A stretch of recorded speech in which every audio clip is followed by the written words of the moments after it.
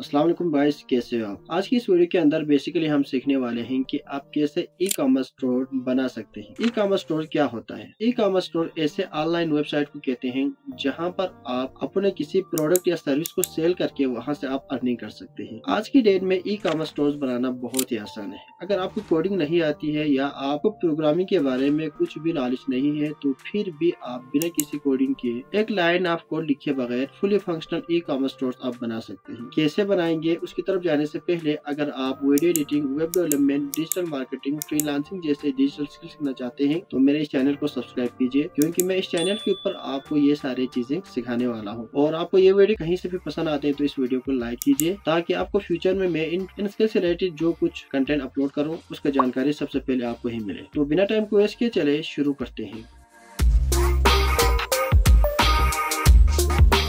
तो आज के ये tutorial e commerce store development की तो आज के इस लेक्चर के अंदर हम देखेंगे कि ई कॉमर्स स्टोर डेवलप करने के लिए आपको क्या क्या स्टेप्स फॉलो करने होंगे। तो इस लेक्चर के एंड तक हम देखेंगे कि आप डेवलपमेंट की सीरीज के अंदर क्या कुछ कवर करेंगे, क्या कुछ आप सीख सकते हैं। तो इसके लिए मैं आपको लेकर जाऊंगा अपने सिस्टम की स्क्रीन के ऊपर। वहां पर मैं आपको ये सारे रूट मैप दिखाऊंगा कि आप बेसिक से लेके एडवांस लेवल तक कैसे आप ई कॉमर्स स्टोर डेवलप कर सकते हैं और इसके लिए आपको क्या क्या चीजें सीखना पड़ेंगे, वो सारी चीजें हम देखते हैं। ई कॉमर्स स्टोर डेवलप कैसे करेंगे उसको सीखने के लिए हमने इस पूरे कोर्स को 5 चैप्टर के अंदर डिवाइड किया है। अब ये सारे चैप्टर का हम ओवरव्यू करेंगे। चैप्टर नंबर 1 के अंदर हम सीखेंगे वर्डप्रेस की बेसिक सेटअप कैसे करना है, जैसे कि वर्डप्रेस को आप कैसे लोकल होस्ट पे इंस्टॉल करते हैं, डेटाबेस कैसे क्रिएट करना है और वर्डप्रेस डैशबोर्ड के अंदर हमने कैसे लॉगिन होते हैं। चैप्टर नंबर 2 के अंदर हम पूरा वर्डप्रेस बेसिक्स सीखेंगे। इसके अंदर हम थीम इंस्टॉलेशन, प्लगइन कैसे इंस्टॉल करना है, पेज और पोस्ट को कैसे क्रिएट करेंगे, मीडिया लाइब्रेरी के बारे में पढ़ेंगे, परमालिंक, होम पेज को आपने कैसे सेटअप करना है, नेविगेशन बार और वर्डप्रेस साइट को आपने कैसे कस्टमाइज करेंगे वो सीखेंगे। इसके बाद चैप्टर नंबर 3 के अंदर हम वू कॉमर्स को सीखेंगे। वू कॉमर्स एक ऐसे प्लगइन होते हैं जिसकी मदद से हम पूरा ई कॉमर्स स्टोर डेवलप करते हैं। इसके लिए हम चैप्टर नंबर 3 के अंदर वू कॉमर्स की बेसिक को पढ़ते हैं, कैसे आपने इंस्टॉल करना है उसके ओवरव्यू देखेंगे और इसके बाद वू कॉमर्स के अंदर हम स्टोर को सेटअप करना सीखेंगे। चैप्टर नंबर 4 के अंदर हम इसी वू कॉमर्स प्लगइन को हम एडवांस लेवल पढ़ेंगे। उसके अंदर हम आपको प्रोडक्ट कैसे अपने क्रिएट करना है और कैसे ऐड करना है वो सीखेंगे। इसके बाद आप डाउनलोडेबल प्रोडक्ट कैसे ऐड करना है, शिपिंग प्रोसीजर्स यानी शिपिंग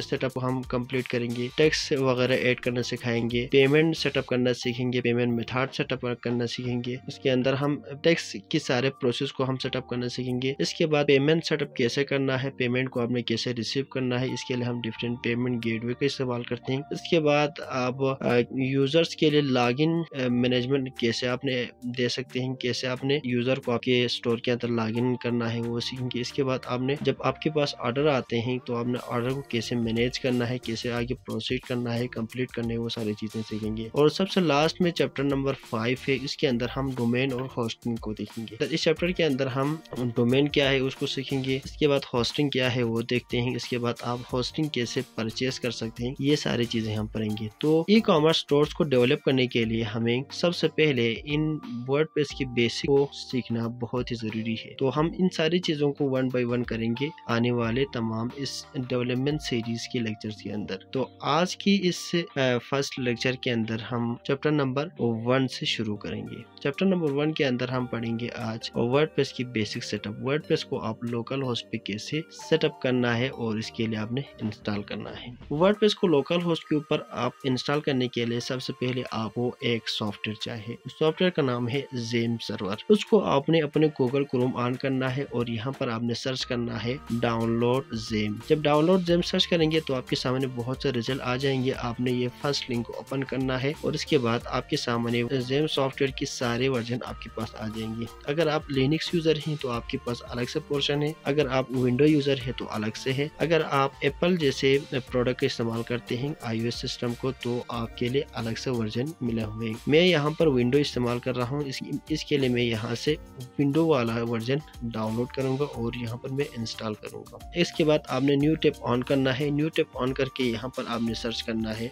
wordpress.org। wordpress.org के अंदर जब आएंगे तो आपके सामने यहाँ पर आपको कुछ इस तरह का इंटरफेस देखने को मिलेगा और यहाँ पर एक बटन है गेट वर्डप्रेस। यहाँ से आपने इसके ऊपर क्लिक करना है और यहाँ पर आपने डाउनलोड वर्डप्रेस बटन के ऊपर क्लिक करेंगे तो आपके सिस्टम के अंदर ये वर्डप्रेस का फाइल भी डाउनलोड होना शुरू हो जाएंगे। तो इन सारी चीजों को आपने डाउनलोड करना है। डाउनलोड करने के बाद आपने जेम सर्वर को इंस्टॉल करेंगे। तो मैं यहाँ पर इसकी इंस्टॉलेशन सारे करके आपसे मिलता हूँ। तो मैंने यहाँ पर जेम सर्वर को इंस्टॉल कर लिया है। इसके बाद अब आपने अपने सिस्टम की कीबोर्ड से विंडो का बटन प्रेस करना है। इसके बाद यहाँ पर सर्च करना है जेम। जब आप सर्च करेंगे तो आपके सामने ये आ जाएंगे जेम कंट्रोल पैनल। आपने इसको ऑन करना है। ऑन करने के बाद आपके सामने जेम कंट्रोल पैनल का पैनल ऑन हो जाएंगे। तो आपने इसको एक बार साइड की तरफ कर लेना है। यहाँ पर अगर आप देखें तो वर्डप्रेस भी यहाँ पर डाउनलोड हो चुका है। ठीक है, ये जिप फाइल के अंदर आते हैं। अब आपने इसको एक्सट्रैक्ट करना है। मैं इसको यहाँ पर ही एक्सट्रैक्ट करता हूँ। तो अब यहाँ पर देख सकते हैं ये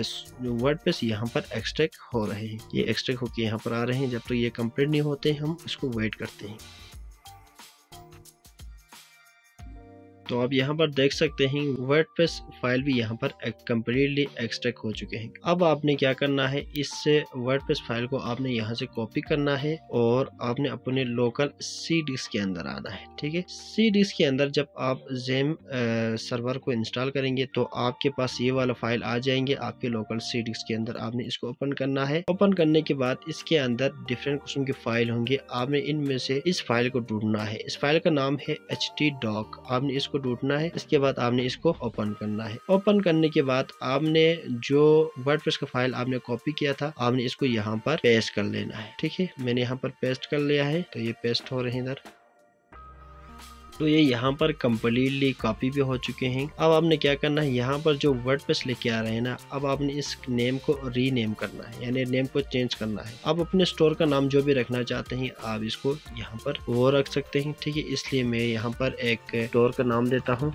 चलो, मैंने इसको एक शॉर्ट सा नाम दिया है अपना स्टोर। आप जो ई कॉमर्स स्टोर का नाम रखना चाहते हैं जो भी नाम है आपने इसको दे देना है। उसके बाद मैं यहाँ से इसको कट करता हूँ। कट करके आपने क्या करना है, इस htdoc वाले फाइल के अंदर आपने पेस्ट कर लेना है। तो आप यहाँ पर देख सकते हैं यहाँ पर ये आ चुके हैं। तो इस चैप्टर नंबर 1 के अंदर हमने क्या करना था, वर्डप्रेस को लोकल होस्ट पर हमने इंस्टॉल करना था। इसके बाद लोकल होस्ट के अंदर हमने डेटाबेस क्रिएट करना था। इसके बाद हमने तीसरे नंबर पर वर्डप्रेस को लॉगिन प्रोसेस को हमने चालू करना था। तो यहाँ पर हमने अभी तो वर्डप्रेस को हमने इंस्टॉल करने के लिए यहाँ पर रेडी कर लिया है। ठीक है, ये वर्डप्रेस का ही फाइल है, इसको हमने रीनेम कर लिया है। अब आपने क्या करना है, जो आपने ये कंट्रोल पैनल ओपन किया था, अगर आपको ये अभी तक नहीं मिल रहे हैं तो आपने क्या करना है, अपने सिस्टम की कीबोर्ड से विंडो का बटन प्रेस करना है और यहाँ पर आपने सर्च करना है जेम। तो आपको यहाँ पर ये मिल जाएंगे जेम कंट्रोल पैनल। जब आपके सामने ये ओपन हो जाएंगे तो आपने ये अपाचे मॉड्यूल और ये MySQL वाला मॉड्यूल को रन करना है। तो ये दोनों रन होना शुरू हो जाएंगे। ठीक है, इसके यहाँ पर पोर्ट नंबर पे आना शुरू हो जाएंगे। इसके बाद आपने अपना क्रोम ब्राउजर ऑन करना है। क्रोम ब्राउजर ऑन करने के बाद आपने यहाँ पर सर्च करना है लोकल होस्ट। लोकल होस्ट लिखने के बाद आपने ये बैकस्लैश और आपने लिखना है PHP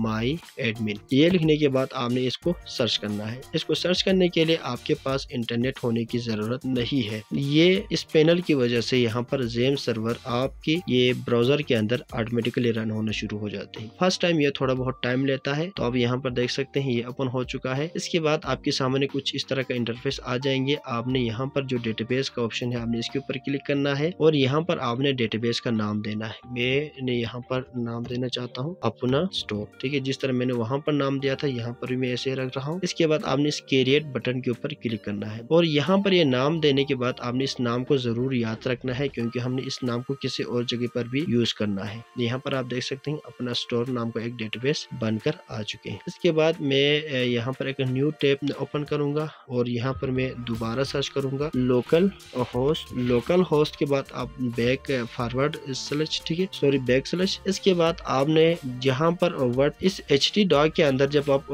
यहाँ पर इसको पेस्ट कर रहे होते थे तो इस टाइम पे आपने जो भी नाम रखा है आपने उस नाम को यहाँ से कॉपी करना है। अभी मैं इस नाम को दोबारा रीनेम कर रहा हूँ, ठीक है। यहाँ पर स्पेस आ रहा था, मैंने स्पेस को खत्म किया है। यहाँ पर आपने जो भी नाम रखा है उस नाम को आपने कॉपी करना है। मैं यहाँ से कॉपी करता हूँ, मैं यहाँ से इसको कॉपी करता हूँ, मैंने कॉपी किया है। इसके बाद मैं आऊंगा दोबारा अपने ब्राउजर के अंदर। अब आपने इस लोकल होस्ट के बाद आपने उस नाम को पेस्ट करना है। इसके बाद आपने इसको सर्च करेंगे। इसको भी सर्च करने के लिए आपके पास इंटरनेट की जरूरत नहीं है क्योंकि हम अभी लोकल होस्ट पर मौजूद है। ये जो पहले हमने जो कुछ ओपन किया था इसको मैं यहाँ से क्लोज करता हूँ। तो अभी आप देख सकते हैं वर्डप्रेस जो ना इंस्टॉल होने की तैयारी में है। अब आपने यहाँ से लेट्स गो करना है। अब आपने यहाँ पर उस डेटाबेस का नाम देना है। डेटाबेस का नाम आपने क्या रखा था, अपना स्टोर रखा था। अब मैंने यहाँ पर अपना स्टोर का नाम दे दिया है। अगर आपको ये नेम गलत हो रहे हैं तो आपने क्या करना है, दोबारा यहाँ पर ओपन करना है न्यू टैब और यहाँ पर आपने सर्च करना है local host PHP my admin। जब आप सर्च करेंगे तो आपके सामने ये सारे डेटाबेस का लिस्ट आ जाएंगे। आपके पास यहाँ पर उसका नाम मौजूद होगा, जैसे कि यहाँ पर है अपना स्टोर। तो मैंने यहाँ पर नाम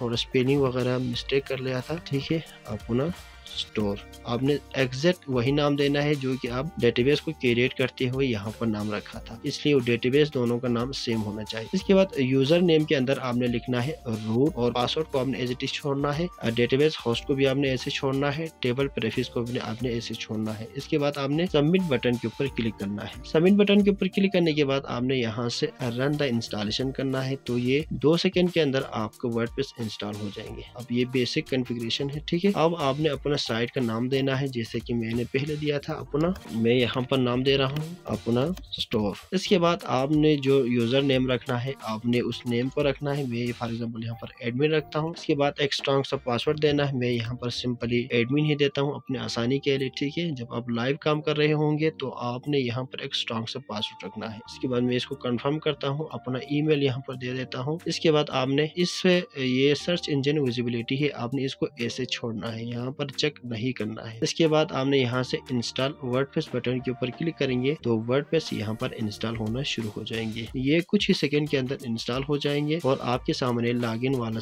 प्रोसेस आ जाएंगे। आपने यहाँ से जो यूजर नेम और पासवर्ड रखा था उसको याद रखना है क्योंकि आपको लॉगिन करते हुए ये जरूरत पड़ेंगे। फिर आपने यहाँ से इस लॉगिन के ऊपर क्लिक करना है। अब आप अपने वर्डप्रेस के डैशबोर्ड के अंदर लॉगिन हो सकते। लॉगिन होने के लिए आपने यहाँ पर यूजर नेम देना है, जिस तरह उस यूजर नेम को देना है जो कि आपने वर्डप्रेस को इंस्टॉल करते हुए आपने रखा था, जैसे कि मैंने रखा था एडमिन। और आपने वहां पर जो पासवर्ड सेट की थी वो भी देना है, जैसे कि मैंने वहां पर रखा था एडमिन, ठीक है। इसके बाद आपने लॉगिन बटन के ऊपर क्लिक करना है तो आपकी वर्डप्रेस के डैशबोर्ड के अंदर आप पहुंच जाएंगे। तो आप यहाँ पर देख सकते हैं हम अपने वर्डप्रेस के डैशबोर्ड के अंदर पहुंच चुके हैं। तो वेलकम का मैसेज भी आ रहे हैं। तो ये डैशबोर्ड के अंदर बहुत सी चीजें मौजूद है। अब आप इन सारी चीजों को देखना चाहते हैं तो आप देख सकते हैं। अदरवाइज आप इन सारी चीजों को यहाँ से रिमूव करना चाहते हैं तो आपने यहाँ से स्क्रीन ऑप्शन ऑन करके यहाँ से इन सारे बॉक्स पर आपने अनचेक करना है। तो नीचे से सारी चीजें चले जाएंगे, आपका स्क्रीन बिल्कुल साफ हो जाएंगे। तो डैशबोर्ड के अंदर भी यहाँ पर 3 हिस्सा है। एक ये टॉप बार है, एक यहाँ पर लेफ्ट साइड में कुछ मेनू का लिस्ट। हम जो कुछ यूज करेंगे यहाँ पर यूज करेंगे, यहाँ से यूज करेंगे। और ये सारे एक मेनू लिस्ट है जो कि हमें बार बार यूज करना पड़ते हैं, ठीक है, वर्डप्रेस स्टोर को डेवलप करने के लिए।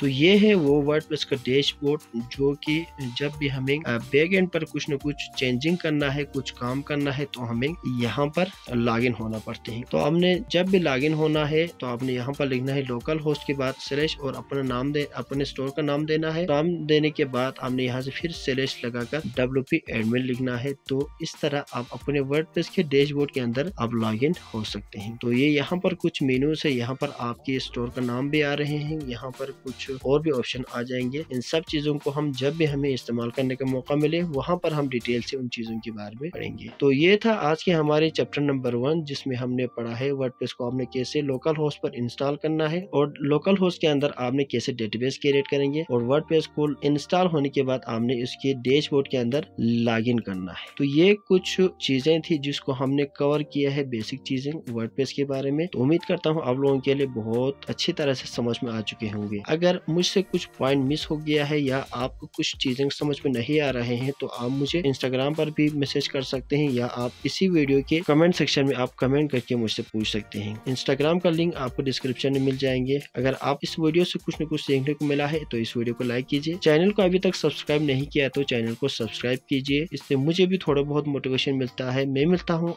आपसे इस कोर्स की सेकंड लेक्चर में, तब तक के लिए अल्लाह हाफिज, टेक केयर।